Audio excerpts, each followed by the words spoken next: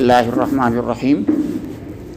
رب کریم کا احسان ہے کہ آج 5 پارے ختم ہو گئے تراویح میں، اور اس طریقے سے ہمارے کلام پاک کا ایک خاص حصہ جو ہے ختم ہو گیا ہے، اور آج کا سوا پارہ جو ہے وہ سورہ نساء پر مشتمل تھا، اور سورہ نساء جو ہے تمام انسانوں سے خطاب کرتی ہے، لیکن خاص باتیں جو کچھ ہیں اس کے اندر، اس کو میں اجمالی طور پر ایسے کہوں گا کہ عجیب، ابھی ہم سن رہے تھے تو کچھ عجیب سی باتیں محسوس ہوئیں جو پہلے کبھی نہیں محسوس ہوئی تھیں۔ ایک بات یہ محسوس ہوئی کہ اس سورہ کے اندر 2 بار مشرکین کے بارے میں ایک بات کہی گئی ہے کہ ان اللہ لا یغفر ان یشرک بہ ویغفر ما دون ذلک لمن یشاء، اور ایک بار اس میں کہا ہے فقد افتری اسما مبینا، اور دوسری بار کہا ہے فقد ضل ضلالا بعیدا۔ آپ غور کیجئے کہ ایک ہی سورہ میں 2 بار مشرکین کو اتنی سخت بات کہی ہے جو قرآن پاک میں کہیں اور نہیں، پھر کہ سب سے زیادہ اللہ تعالیٰ کے نزدیک بری چیز جو ہے لا یغفر ان یشرک بہ، کہ میں جو ہوں مشرک کو، شرک کو نہیں بخشوں گا، شرک کرنے والے کو نہیں بخشوں گا، وَيَغْفِرُ مَا دُونَ ذَلِكَ لِمَن يَشَاءُ، اور جس کے علاوہ جس کو چاہوں گا بخش دوں گا، یعنی ہر ایک کے لیے کوئی شرط نہیں لگائی، اس کے علاوہ سب کو بخش دوں گا جب چاہوں گا، جس کو چاہوں گا، لِمَن يَشَاء، جس کو چاہوں گا۔ کیوں؟ اس لیے کہ اس میں 2 باتیں کہیں، فقد افترا اسما مبینہ، اس نے بہت بڑا جھوٹ گڑھا ہے اور بہت بڑا گناہ کیا ہے، دوسری بات فقد ضل ضلالا بعیدا، وہ بہت دور کی گمراہی میں جا پڑا ہے وہ۔ تو ایک بات تو بڑی خاص یہ میں نے محسوس کی ابھی۔ دوسری بات، اسی سورے کے اندر سب سے بڑی سخت بات تھی وہ یہ تھی کہ منافقین کے بارے میں اتنی سخت بات کہیں آئی ہے ہی نہیں، اتنی سخت بات یہاں کہی ہے۔ کہا گیا ہے کہ ان المنافقین فی الدرک الاسفل من النار، کہیں اور جگہ نہیں کہا ہے، یعنی اللہ تعالیٰ نے اتنی ناراضگی کا اظہار کیا منافقین کے بارے میں، یہ کہا کہ منافقین کو ہم جہنم کے سب سے نچلے درجے میں گرا دوں گا، میں پہنچا دوں گا، فی الدرک الاسفل من النار، جہنم کے سب سے نچلے درجے میں پہنچا دے گا، اتنا ناراض ہے۔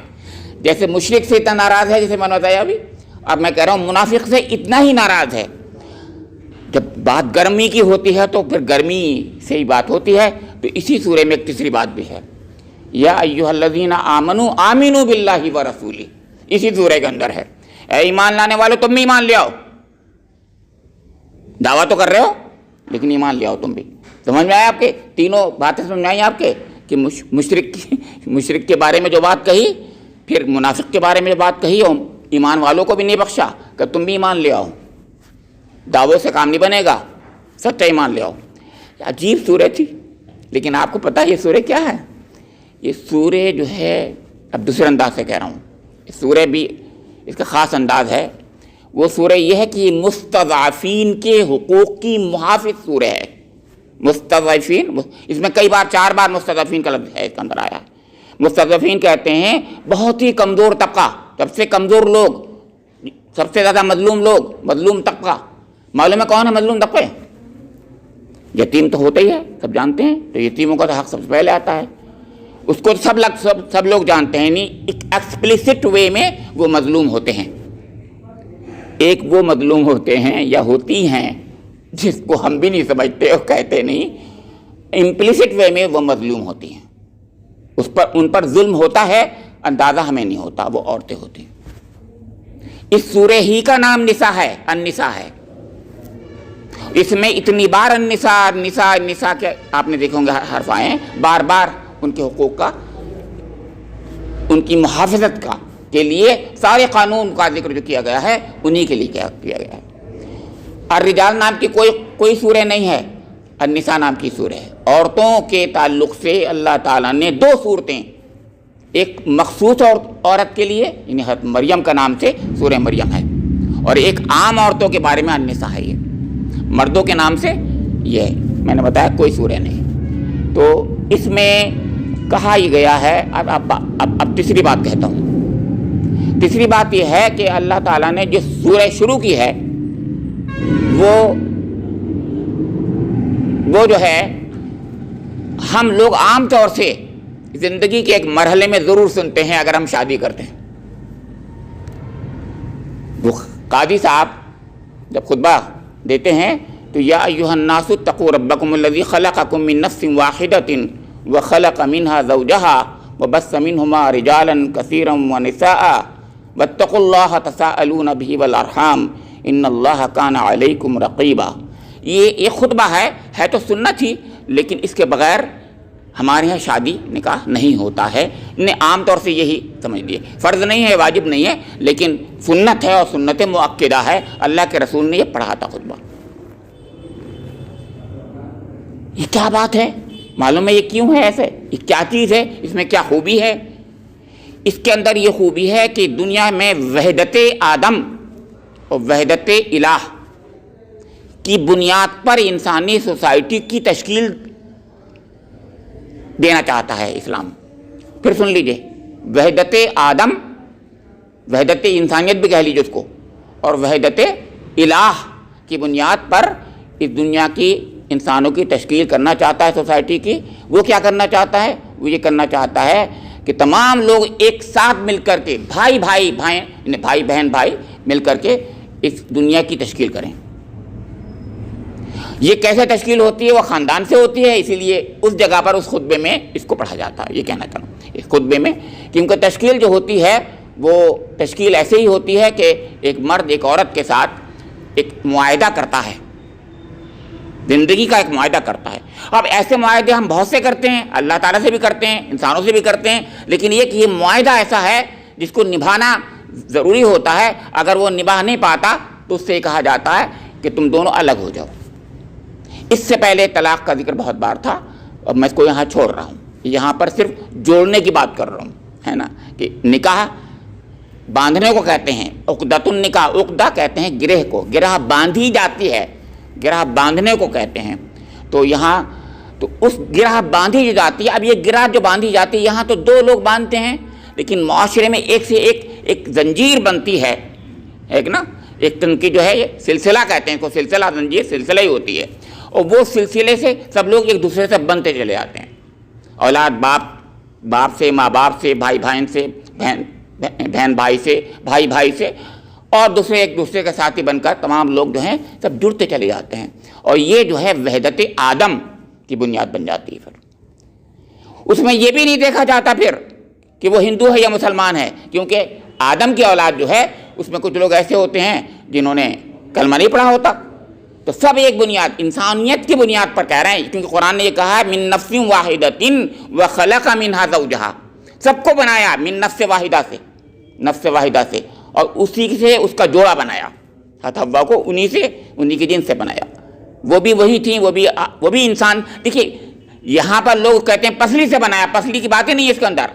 بات یہ اسی جنس سے بنایا، یعنی ان کے اس کے درمیان، مرد کے عورت کے درمیان میں یہ تفریق کرنا بہت غلط ہے. یہ مطلب تھا اس کا، لوگ نہیں سمجھ پاتے اس آیت کا مطلب بھی، کہ تفریق نہیں تھی جنس سے، وہ جنس دونوں کی ایک ہی ہے.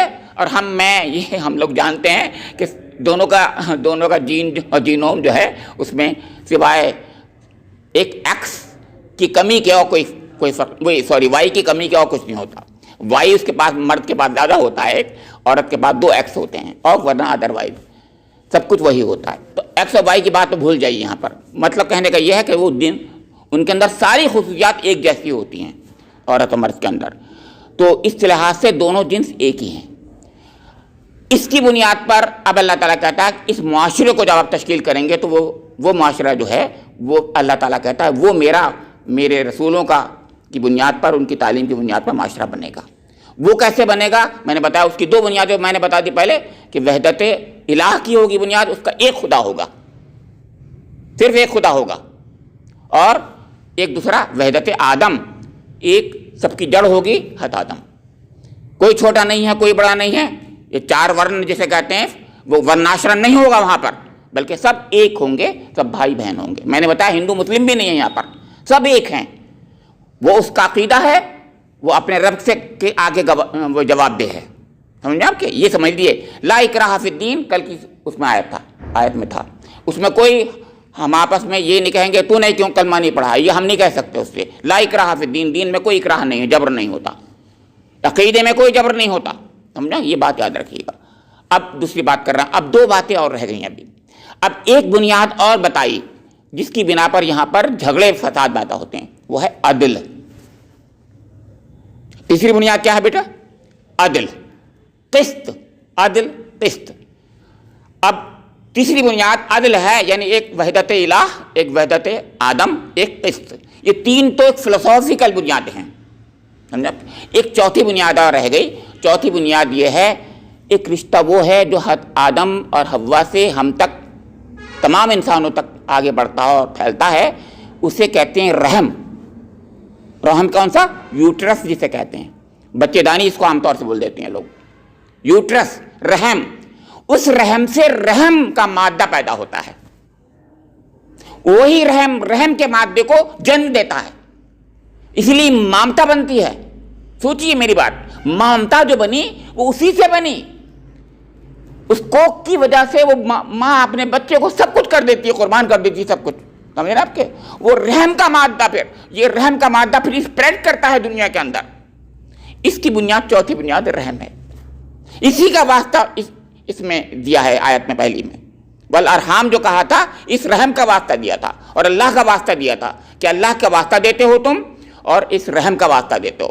تو اللہ کے واسطے یہ کرو اور دیکھو صلہ رحمی، یعنی اس رحم کے واسطے کرو. یعنی تم سب بلڈ ریلیٹیو ہو، تمہارا خونی رشتہ ہے سب سے، ایک دوسرے سے، سب کا ایک دوسرے سے خونی رشتہ ہے. کیونکہ وحدت آدم ہے نا، اماں حوا اور باپ آدم ہمارے سب کے ایک ہیں، لہذا ایک خونی رشتہ ہے ہمارا. اب یہ چار بنیادوں کی بنیاد پر جو معاشرہ قائم ہوگا، کیسا ہوگا بتائیے آپ؟ یہ قرآن بتا رہا ہے اس معاشرے پر قائم ہو جاؤ.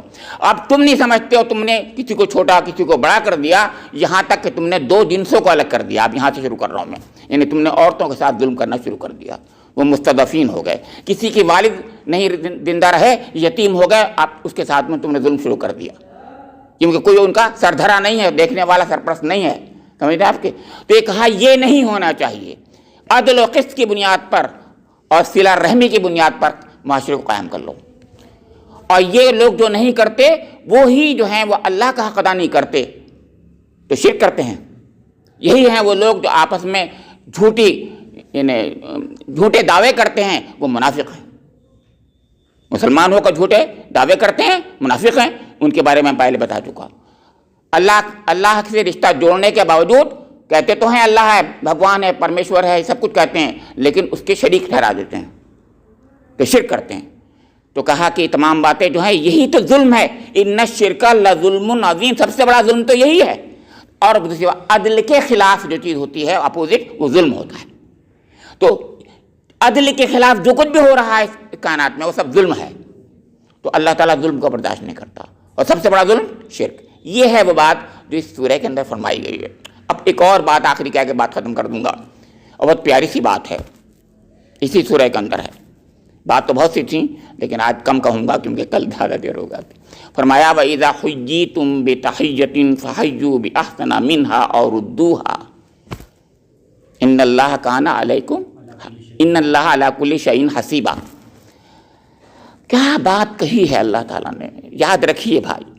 اب بات یہ تھی کہ اس دنیا کے اندر وہ معاشرہ کیسے قائم ہوگا، وہ معاشرے کے اندر استحکام کیسے ہوگا، وہ محبتیں جو صلہ رحمی والی محبتیں کیسے قائم ہوں گی. سلام کو رواج دو. جب تمہیں سلام کرے وَإِذَا حُيِّيتُم بِتَحِيَّةٍ فَحَيُّوا، تو اس کا فَحَيُّوا اس کے جواب میں بِأَحْسَنَ مِنْهَا، اس سے بہتر جواب دے دو. اور ردوہا کم سے کم اتنا جواب تو دے دو. کسی نے کہا السلام علیکم تو ہم کہیں وعلیکم السلام ورحمۃ اللہ، یا ورحمۃ اللہ وبرکاتہ. یا کسی نے کہا السلام علیکم ورحمۃ اللہ تو ہم آگے بڑھ کر کہیں وعلیکم السلام ورحمۃ اللہ وبرکاتہ. سمجھ میں آ رہا ہے آپ کے؟ یہ قرآن ہمیں معاشرہ دیتا ہے. اسی لیے اسلام کا پاس ورڈ جو ہے وہ سلام تھا. جنگ میں جو سلام ایک بار کر دیتا تھا، اسی سورہ کی بات کر رہا ہوں وہ بھی، تو وہ جو ہے اس بات ہاتھ اٹھا ہوا اس کے بعد رک جاتا تھا. تو لستا مومنہ کہا ہے اس کے اندر کہ اگر کسی نے سلام کر لیا تم اس کو یہ مت کہو کہ مومن نہیں ہے، تو اب تمہارا ہاتھ نیچے آ جانا چاہیے۔ حضرت خالد بن ولید رضی اللہ تعالیٰ عنہ اور حضرت اسامہ بن زید رضی اللہ تعالیٰ عنہ نے یہ غلطی کر دی تھی، تو اس پر اللہ کے رسول کی طرف سے بد ناراضگی کا اظہار ہوا تھا، اور ایک بار تو یہ کہا تھا تم نے اس کا قلب چیر کے دیکھا تھا۔ یاد رکھیے بھائی، یہ جب تک ہم نہیں کریں گے، یہ معاشرہ نور علی نور ہو جائے گا اگر اس طریقوں پر عمل کریں گے جیسے اللہ تعالیٰ نے ہمیں بتایا ہے، اور مستضعفین کا جو اگر حقوق ہم ادا کرتے رہیں گے تو انشاءاللہ تعالیٰ سب معاملات درست ہو جائیں گے۔ اس میں 4 باتیں بتائیں میں نے، عدل و قسط، برابری مساوات، اللہ تعالیٰ کی توحید، سمجھ رہے ہیں آپ کے، اور مستضعفین کا خیال رکھیں، اور صلہ رحمی، اس کا خیال رکھیں۔ اللہ رب کریم سے میری دعا ہے کہ مجھے اور آپ لوگوں کو اس قرآن پاک کو سمجھنے کے مطابق عمل کرنے کی توفیق نصیب فرما دے۔ اس میں سمجھنے میں غلطیاں جو ہو جاتی ہیں اللہ تعالیٰ ان کو معاف فرما دے۔ ربنا تقبل منا